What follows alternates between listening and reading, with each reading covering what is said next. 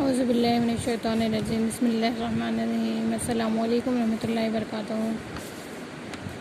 حضرت امام مسلم رضی اللہ تعالیٰ عنہ جب کوفہ تشریف لے گئے تو اپنے دو ننھے بچے حضرت محمد اور حضرت ابراہیم رضی اللہ تعالیٰ عنہ کو بھی اپنے ہمراہ لے گئے تھے۔ ابن زیاد حضرت امام مسلم رضی اللہ تعالیٰ عنہ کے قتل سے فارغ ہوا تو اسے پتہ چلا کہ امام مسلم رضی اللہ تعالیٰ عنہ کے دو لڑکے بھی اسی شہر میں ہیں۔ ابن زیاد نے فوراً منادی کرا دی کہ جو کوئی مسلم کے لڑکوں کو اپنے گھر میں جگہ دے گا قتل و غارت کیا جائے گا۔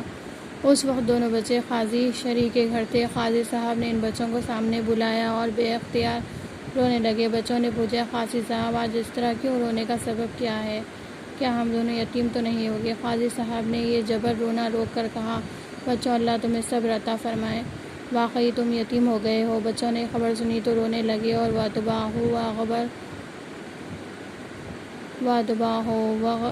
وغربتہ کے نعرے لگانے لگے۔ قاضی صاحب نے کہا، بچوں چپ رہو، ابن زیاد کے لوگ تمہاری تلاش میں ہیں۔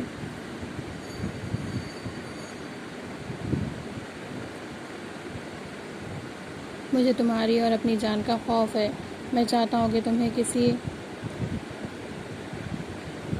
کسی کے ساتھ مدینہ روانہ کر دوں۔ بچے یہ بات سن کر ابن زیاد کے خوف سے چپکے ہو رہے ہیں۔ قاضی صاحب نے اپنے لڑکے اسد سے کہا کہ آج دروازہ عراقین سے ایک قافلہ مدینے کو جا رہا ہے تو ان بچوں کو کسی نیک آدمی کے سپرد کرا تاکہ وہ انہیں مدینہ پہنچا دے۔ اسد صاحب جب لے کر دروازہ عراقین پر آیا تو قافلہ روانہ ہو چکا تھا اور گرد قافلہ نظر آ رہی تھی۔ اسد نے بچوں سے کہا کہ وہ قافلہ جا رہا ہے، دوڑ کر اس میں مل جاؤ۔ بے کس بچے قافلے کی طرف دوڑے پڑے مگر قافلہ دور جا چکا تھا، اس لیے قافلے کو نہ پا سکے۔ اسد گھر کو واپس آ گیا تھا، اندھیری رات تھی، بچے راہ بھول گئے، رات بھر ادھر ادھر پھرتے رہے۔ صبح ہونے لگی تو ایک چشمہ دیکھا، تھکے ماندے تھے اس لیے لبے چشمہ بیٹھ گئے۔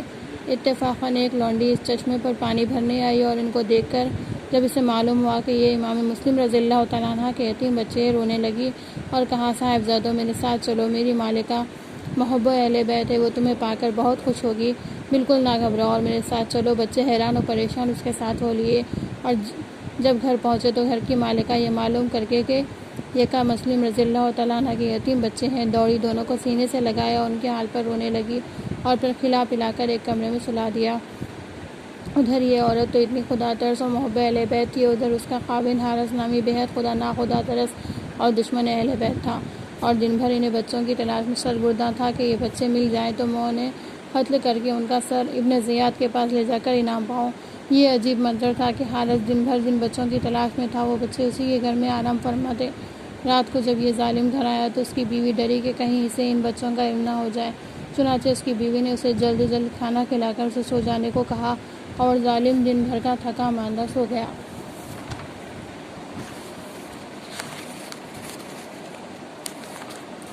کچھ رات گئے، بڑے بچے نے چھوٹے کو جگایا اور کہا، بھائی میں نے ابھی خواب میں دیکھا ہے کہ ہمارے والد ماجد بہشت میں حضور نبی کریم صلی اللہ علیہ وسلم کے ساتھ ٹہل رہے ہیں اور حضور نبی کریم صلی اللہ علیہ وسلم ان سے فرما رہے ہیں، اے مسلم تم خود چلے آئے اور بچوں کو کیوں ظالموں میں چھوڑائے؟ والد ماجد نے ان سے عرض کیا، یا رسول اللہ وہ بھی میرے پیچھے آ رہے ہیں اور صبح تک پہنچ جائیں گے۔ چھوٹے بچے نے کہا، یا بھائی جان میں نے بھی یہی خواب دیکھا ہے، اور پھر دونوں بغل گیر ہو کر رونے لگے۔ ان کے رونے سے حارث کی آنکھ کھل گئی۔ بیوی سے پوچھا، یہ شور کیسا ہے؟ گھر میں کون چھپا ہے؟ وہ عورت سہم گئی اور ڈری کہ خدا جانے اب کیا ہوگا۔ حارث اٹھا اور چراغ جلا کر اندر آیا تو اس نے دونوں یتیموں کو روتے دیکھ کر بولا، تم کون ہو؟ ان دونوں صاحبزادوں نے صاف صاف کہہ دیا کہ ہم فرزندان مسلم ہیں۔ ظالم حارث خوش ہو گیا۔ پھر یہ ظالم ان دونوں صاحبزادوں کو گھسیٹتا ہوا باہر لایا۔ عورت بیچاری 72 ہاتھ پیر مارتی رہی، اپنا سر اس کے پیروں پر رکھتی رہی، اسے ظلم سے روکتی رہی مگر اس ظالم نے ایک نہ سنی اور وہ بے رحم تلوار لے کر اٹھا اور دونوں کو فرات کی طرف لے چلا اور ان کو قتل کرنے کے لیے تیار ہو گیا۔ جب ان دونوں نے دیکھا کہ یہ ظالم ہمیں قتل کرنے والا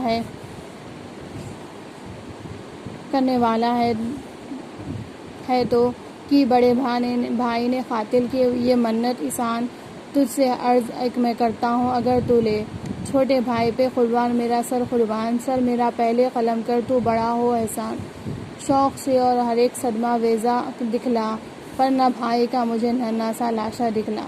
آخرکار ظالم و بے رحم حارث نے تلوار پکڑ لی۔